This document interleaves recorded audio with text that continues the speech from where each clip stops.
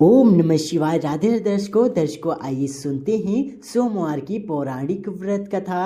एक बहुत धनवान साहूकार था जिसके घर धन आदि किसी प्रकार की कमी नहीं थी, परंतु उसको एक दुख था कि उसके कोई पुत्र नहीं था। वह इसी चिंता में रात दिन रहता था और वह पुत्र की कामना के लिए प्रति सोमवार को शिव जी का व्रत और पूजन किया करता था तथा सायंकाल को शिव मंदिर में जाकर शिव जी के श्री विग्रह के सामने दीपक जलाया करता था। उसके इस भक्ति भाव को देखकर एक समय श्री पार्वती जी ने शिव जी महाराज से कहा कि महाराज, यह साहूकार आपका अनन्य भक्त है और सदैव आपका व्रत और पूजन बड़ी श्रद्धा से करता है, इसकी मनोकामना पूर्ण करनी चाहिए। शिव जी ने कहा, हे पार्वती, यह संसार कर्म क्षेत्र है। जैसे किसान खेत में जैसा बीज बोता है वैसा ही फल काटता है, उसी तरह इस संसार में जैसा कर्म करते हैं वैसा ही फल भोगते हैं। पार्वती जी ने अत्यंत आग्रह से कहा, महाराज, जब यह आपका अनन्य भक्त है और इसको अगर किसी प्रकार का दुख है तो उसको अवश्य दूर करना चाहिए, क्योंकि आप सदैव अपने भक्तों पर दयालु होते हैं और उनके दुखों को दूर करते हैं। यदि आप ऐसा नहीं करेंगे तो मनुष्य आपकी सेवा तथा व्रत क्यों करेंगे। पार्वती जी का ऐसा आग्रह देख शिव जी महाराज कहने लगे, हे पार्वती, इसके कोई पुत्र नहीं है, इसी चिंता में यह अति दुखी रहता है। इसके भाग्य में पुत्र न होने पर भी मैं इसको पुत्र की प्राप्ति का वर देता हूँ, परंतु यह पुत्र केवल 12 वर्ष तक जीवित रहेगा। इसके पश्चात वह मृत्यु को प्राप्त हो जाएगा। इससे अधिक मैं और कुछ इसके लिए नहीं कर सकता। यह सब बातें साहूकार सुन रहा था, इससे उसको न कुछ प्रसन्नता हुई और न ही कुछ दुख हुआ। वह पहले जैसा ही शिव जी महाराज का व्रत और पूजन करता रहा। कुछ काल व्यतीत हो जाने पर साहूकार की स्त्री गर्भवती हुई और 10वें महीने उसके गर्भ से अति सुंदर पुत्र की प्राप्ति हुई। साहूकार के घर में बहुत खुशी मनाई गई, परंतु साहूकार ने उसकी केवल 12 वर्ष की आयु जान कोई अधिक प्रसन्नता प्रकट नहीं की और न ही किसी को भेद ही बताया। जब वह बालक 11 वर्ष का हो गया तो उस बालक की माता ने उसके पिता से विवाह आदि के लिए कहा, तो वह साहूकार कहने लगा कि अभी मैं इसका विवाह नहीं करूंगा, अपने पुत्र को काशी जी पढ़ने के लिए भेजूंगा। फिर साहूकार ने अपने साले अर्थात बालक के मामा को बुला उसको बहुत सा धन देकर कहा, तुम बालक को काशी जी पढ़ने के लिए ले जाओ और रास्ते में जिस स्थान पर भी जाओ यज्ञ करते हुए ब्राह्मणों को भोजन कराते जाओ। वह दोनों मामा भांजे यज्ञ करते और ब्राह्मणों को भोजन कराते जा रहे थे। रास्ते में उनको एक शहर पड़ा। उस शहर में राजा की कन्या का विवाह था और दूसरे राजा का लड़का जो विवाह कराने के लिए बारात लेकर आया था वह एक आंख से काना था। पिता को इस बात की बड़ी चिंता थी कि कहीं वर को देखकर कन्या के माता पिता विवाह में किसी प्रकार की अड़चन पैदा ना कर दें। इस कारण जब उसने अति सुंदर सेठ के लड़के को देखा तो मन में विचार किया कि क्यों न दरवाजे के समय इस लड़के से वर का काम चलाया जाए। ऐसा विचार कर वर के पिता ने उस लड़के और मामा से बात की तो वे राजी हो गए। फिर उस लड़के को वर के कपड़े पहना तथा घोड़ी पर चढ़ा दरवाजे पर ले गए और सब कार्य प्रसन्नता से पूर्ण हो गया। फिर वर के माता पिता ने सोचा कि यदि विवाह कार्य भी इसी लड़के से करा लिया जाए क्या बुराई है।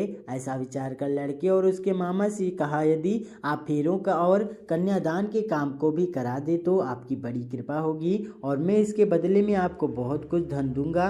तो उन्होंने स्वीकार कर लिया और विवाह कार्य भी बहुत अच्छी तरह से संपन्न हो गया। परंतु जिस समय लड़का जाने लगा तो उसने राजकुमारी की चुंदड़ी के पल्ले पर लिख दिया कि तेरा विवाह तो मेरे साथ हुआ है, परंतु जिस राजकुमार के साथ भेजेंगे वह एक आंख से काना है और मैं काशी जी पढ़ने जा रहा हूँ। लड़के के जाने के पश्चात उस राजकुमारी ने जब अपनी चुंदड़ी पर ऐसा लिखा हुआ पाया तो उसने राजकुमार के साथ जाने से मना कर दिया और कहा कि यह मेरा पति नहीं है, मेरा विवाह उसके साथ नहीं हुआ है, वह तो काशी जी पढ़ने गया है। राजकुमारी के माता पिता ने अपनी कन्या को विदा नहीं किया और बारात वापस चली गई। उधर सेठ का लड़का और उसका मामा काशी जी में पहुंच गए। वहां जाकर उन्होंने यज्ञ करना और लड़के ने पढ़ना शुरू कर दिया। जब लड़के की आयु 12 साल की हो गई उस दिन उन्होंने यज्ञ रच रखा था कि लड़के ने अपने मामा से कहा, मामा जी आज मेरी तबीयत कुछ ठीक नहीं है। मामा ने कहा, अंदर जाकर सो जाओ। लड़का अंदर जाकर सो गया और थोड़ी देर में उसके प्राण निकल गए। जब उसके मामा ने आकर देखा तो वह मुर्दा पड़ा है तो उसको बड़ा दुख हुआ और उसने सोचा कि अगर मैं अभी रोना पीटना मचा दूंगा तो यज्ञ का कार्य अधूरा रह जाएगा। अतः उसने जल्दी से यज्ञ का कार्य समाप्त कर ब्राह्मणों के जाने के बाद रोना पीटना आरंभ कर दिया। संयोगवश उसी समय शिव पार्वती उधर से जा रहे थे। जब उन्होंने जोर जोर से रोने की आवाज सुनी तो पार्वती जी कहने लगी, महाराज कोई दुखिया रो रहा है, इसके कष्ट को दूर कीजिए। जब शिव पार्वती ने पास जाकर देखा तो वहां एक लड़का मुर्दा पड़ा था। पार्वती जी के कहने लगी, महाराज या तो उसी सेठ का लड़का है जो आपके वरदान से हुआ था। शिव जी कहने लगे, हे पार्वती इसकी आयु इतनी थी सो यह भोग चुका। तब पार्वती जी ने कहा, हे महाराज इस बालक को और आयु दो ना, नहीं तो इसके माता पिता तड़प तड़प कर मर जाएंगे। पार्वती जी के बार बार आग्रह करने पर शिव जी ने उसको जीवन वरदान दिया और शिव जी महाराज की कृपा से लड़का जीवित हो गया। शिव पार्वती कैलाश पर्वत चले गए। तब वह लड़का और मामा उसी प्रकार यज्ञ कराते तथा ब्राह्मणों को भोजन कराते अपने घर की ओर चल पड़े। रास्ते में उसी शहर में आए जहां उसका विवाह हुआ था। वहां पर आकर उन्होंने यज्ञ आरंभ कर दिया तो उस लड़के के ससुर ने उसको पहचान लिया और अपने महल में ले जाकर उसकी बड़ी खातिर की। साथ ही बहुत दास दासियां सहित आदर पूर्वक लड़के और जमाई को विदा किया। जब वह अपने शहर के निकट आए तो मामा ने कहा कि मैं पहले तुम्हारे घर जाकर खबर कर लेता हूँ। जब उस लड़के के मामा घर पहुंचे तो लड़के के माता पिता घर की छत पर बैठे थे और यह प्रण कर रखा था कि यदि हमारा पुत्र सकुशल लौट आया तो हम राजी खुशी नीचे आ जाएंगे, नहीं तो छत से गिरकर अपने प्राण खो देंगे। इतने में उस लड़के के मामा ने आकर यह समाचार दिया कि आपका पुत्र आ गया है तो उनको विश्वास नहीं हुआ। तब उसके मामा ने शपथ पूर्वक कहा कि आपका पुत्र अपनी स्त्री के साथ बहुत सारा धन साथ लेकर आया है। तो सेठ ने आनंद के साथ उसका स्वागत किया और बड़ी प्रसन्नता के साथ रहने लगे।